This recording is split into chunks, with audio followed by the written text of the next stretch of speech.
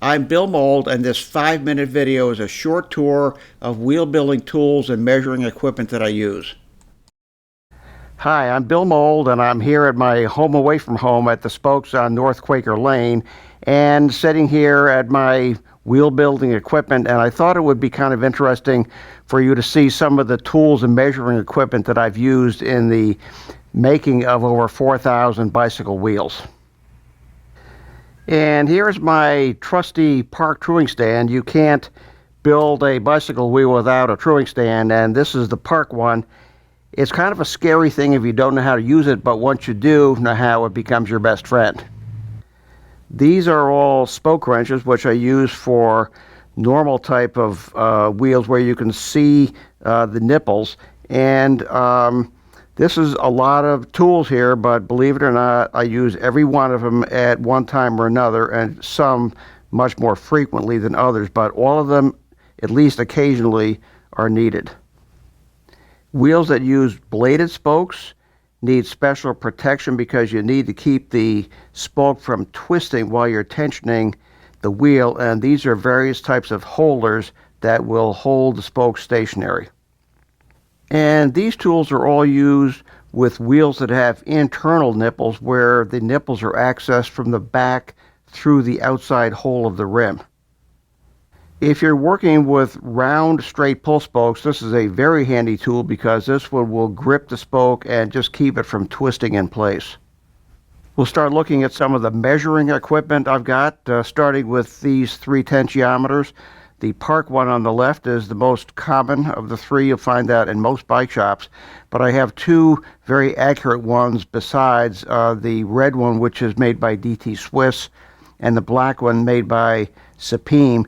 Notice the lanyards that I have on those, and I put that lanyard around my neck to make sure I don't drop either of those expensive tensiometers and thus damage it. These are conversion tables for those tensiometers that allow tensiometer readings to be converted into a force, either kilograms of force or newtons.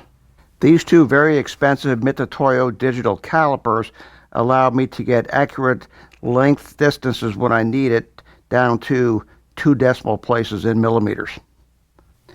This tension tester and load cell allows me to calibrate tensiometers and also to measure the elasticity of spokes and calculate something that's called the modulus of elasticity of different dimensions and brands of spokes.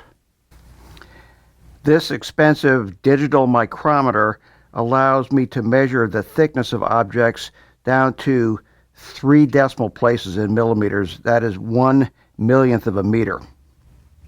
The thickness of this piece of paper is 0.101 millimeters, about 1/10th of a millimeter thick.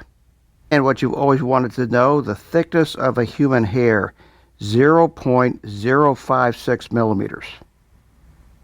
We have to be able to measure the weight or mass of objects. In this case, this White Industries T11 front hub, 96 grams. This Campagnolo front hub, 113 grams. This scale measures to the nearest gram. But if I want to know the mass of this aluminum nipple, then here it is, 0.50 grams. This balance is so accurate. Watch what happens when I just blow on it.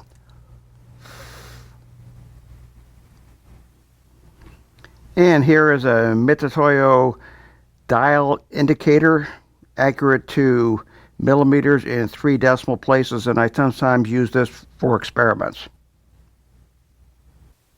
Occasionally I'll use these sets of laboratory weights for a demonstration or experiment.